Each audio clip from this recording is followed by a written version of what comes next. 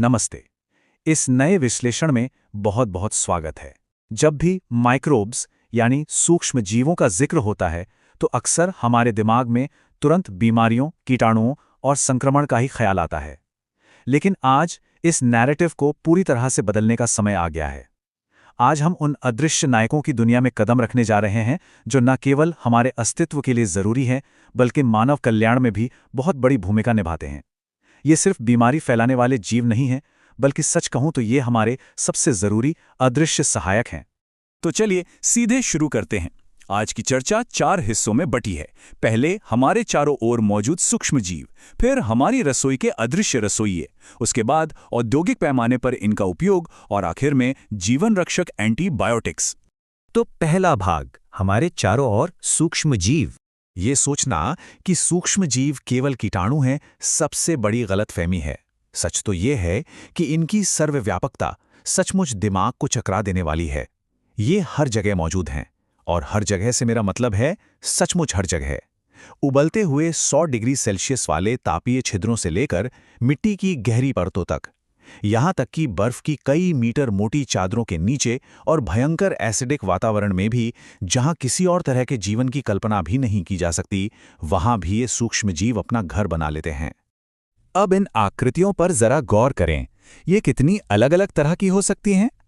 एक तरफ ये साधारण से दिखने वाले रॉड के आकार के बैक्टीरिया हैं जो इस सूक्ष्म दुनिया के सबसे बेसिक ढांचे में आते हैं, और दूसरी तरफ एक बेहद जटिल और किसी साइंस फिक्शन जैसी ज्यामितीय आकृति वाला बैक्टीरियोफेज मौजूद है।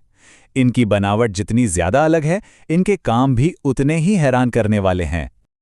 चलिए अब आते हैं दूसरे भाग पर, रसोई के अदृश्य रसोइये। उन खतरनाक चरम जगहों से निकलकर अब सीधे हमारी रसोई में चलते हैं।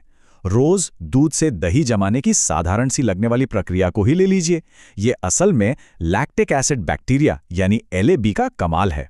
होता क्या है कि जब हम ताज़े दूध में जरा सा जामन या स्टार्टर मिलाते हैं तो ये लाखों बैक्टीरिया सही तापमान पाकर तेजी से अपनी संख्या बढ़ाने लगते हैं।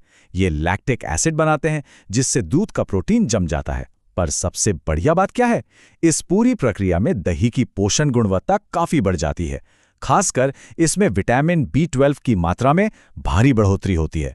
मतलब ये बैक्टीरिया हमारे पेट के लिए एक बेहतरीन सुरक्षा कवच तैयार कर देते हैं। अब जरा एक पल के लिए रुकते हैं और एक बहुत ही जानी मानी चीज पर बात करते हैं। कार्टून या टीवी शोज में अक्सर वो मशहूर स्विस चीज दिखाया जाता है, लेकिन क्या कभी दिमाग में ये सवाल आया है कि इस खास चीज के अंदर इतने बड़े बड़े छेद आखिर बनते कैसे हैं? तो इसके पीछे का राज विज्ञान और एक खास बैक्टीरिया में छिपा है, प्रोपियोनिबैक्टीरियम शारमेनाए। नाम थोड़ा बड़ा है, पर इसका काम बड़ा मजेदार है। चीज के किण्वन यानी फर्मेंटेशन के दौरान ये बैक्टीरिया भारी मात्रा में कार्बन डाइऑक्साइड गैस छोड़ता है। अगर बिल्कुल आसान और मजेदार शब्दों में कहें तो चीज के ये मशहूर बड़े बड़े छेद असल में इन बैक्टीरिया की डकार से बनी गैस के बुलबुले हैं। और ये विज्ञान सिर्फ चीज तक ही सीमित नहीं है। हम जो इडली या डोसे का फूला हुआ हल्का आटा देखते हैं, वो भी इन्हीं बैक्टीरिया द्वारा पैदा की गई कार्बन डाइऑक्साइड का ही नतीजा है। ऐसे ही ब्रेड बनाने के लिए बेकर यीस्ट का इस्तेमाल होता है। दक्षिण भारत में ताड़ के रस को किण्वित करके टोडी नाम का पारंपरिक पेय भी इन्हीं सूक्ष्मजीवों की मदद से तैयार किया जाता है। यानी हमारे सांस्कृतिक खानपान की पूरी नींव ही इन पर टिकी है। अब बढ़ते हैं तीसरे भाग की तरफ, औद्योगिक पैमाने पर सूक्ष्म जीव। रसोई के छोटे बर्तनों से अब सीधे बड़ी कमर्शियल दुनिया की तरफ चलते हैं। जब हमें दवाओं या अलग अलग पेय पदार्थों का व्यावसायिक स्तर पर भारी मात्रा में उत्पादन करना होता है तो भौतिक पैमाना बहुत विशाल हो जाता है। इन बड़े बड़े उपकरणों को फर्मेंटर्स या किण्वक कहा जाता है। दवाओं के बड़े पैमाने पर उत्पादन के लिए ऐसे ही विशालकाय बर्तनों की जरूरत पड़ती है, क्योंकि इनमें एक साथ करोड़ों अरबों सूक्ष्मजीव काम कर रहे होते हैं। उदाहरण के लिए अल्कोहलिक पेय पदार्थों को देखते हैं। इसमें मुख्य रूप से ब्रूअर्स यीस्ट का ही इस्तेमाल होता है। लेकिन यहाँ सबसे दिलचस्प बात यह है कि प्रोसेसिंग के तरीके से फाइनल प्रोडक्ट पूरी तरह से बदल जाता है।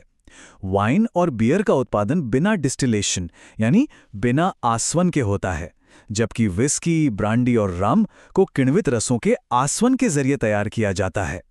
एक ही सूक्ष्मजीव है, लेकिन औद्योगिक तकनीकों के जरिए पूरी तरह से अलग अलग उत्पाद मिल जाते हैं। और अब हमारा चौथा और आखिरी भाग, जीवन रक्षक एंटीबायोटिक्स। देखिए, बात सिर्फ खाने पीने की नहीं है। इन सूक्ष्म जीवों ने सही मायनों में मानव इतिहास में लाखों करोड़ों जानें बचाई हैं। पेनिसिलिन की खोज की कहानी तो सचमुच किसी सस्पेंस थ्रिलर से कम नहीं है। हुआ यूं कि अलेक्जेंडर फ्लेमिंग एक बार स्टेफिलोकोकी बैक्टीरिया पर काम कर रहे थे। एक दिन उन्होंने ध्यान दिया कि उनकी एक बिना धुली पेट्री डिश पर कुछ फफूंद यानी मोल्ड उगाई है, और सबसे चौंकाने वाली बात यह थी कि उस मोल्ड के आसपास कोई भी बैक्टीरिया जिंदा नहीं रह पा रहा था। वो मोल्ड था पेनिसिलियम नोटेटम। यह महज एक इत्तेफाक था, एक बहुत बड़ा एक्सीडेंट। बाद में चेन और फ्लोरे नाम के वैज्ञानिकों ने इसकी असली एंटीबायोटिक ताकत को पहचाना। दूसरे विश्व युद्ध में इसके इस्तेमाल से अनगिनत घायल सैनिकों की जान बचाई गई, और इसी चमत्कारिक खोज के लिए 1945 में इन्हें नोबेल पुरस्कार से नवाजा गया। यहाँ एक बहुत ही कमाल की भाषाई विडंबना देखने को मिलती है। ग्रीक भाषा में एंटी का मतलब होता है खिलाफ और बायो का मतलब होता है जीवन। तो तकनीकी रूप से एंटीबायोटिक का मतलब हुआ जीवन के खिलाफ, लेकिन जाहिर है ये सिर्फ उन बीमारियां पैदा करने वाले कीटाणुओं के खिलाफ है। हम इंसानों के लिए तो ये दवा पूरी तरह से प्रो लाइफ है, यानी 100% जीवन के पक्ष में है। इस विश्लेषण को खत्म करने से पहले एक बहुत ही गहरे विचार पर गौर करते हैं। जरा सोचिए, जो सूक्ष्म जीव उबलते पानी के गीजर और मोटी बर्फ के नीचे जिंदा रह सकते हैं, जो हमारे रोज के भोजन को आकार दे सकते हैं, और जो एक भूली हुई गंदी पेट्री डिश में पैदा होकर पूरी इंसानियत का इतिहास बदल सकते हैं, तो इस अनदेखी दुनिया में ऐसे कितने और चमत्कार होंगे जो अभी खोजे जाने बाकी हैं। ये अदृश्य दुनिया अनगिनत रहस्यों से भरी पड़ी है। इस विश्लेषण से जुड़ने और इस सूक्ष्म दुनिया को इतने करीब से समझने के लिए आपका बहुत बहुत धन्यवाद।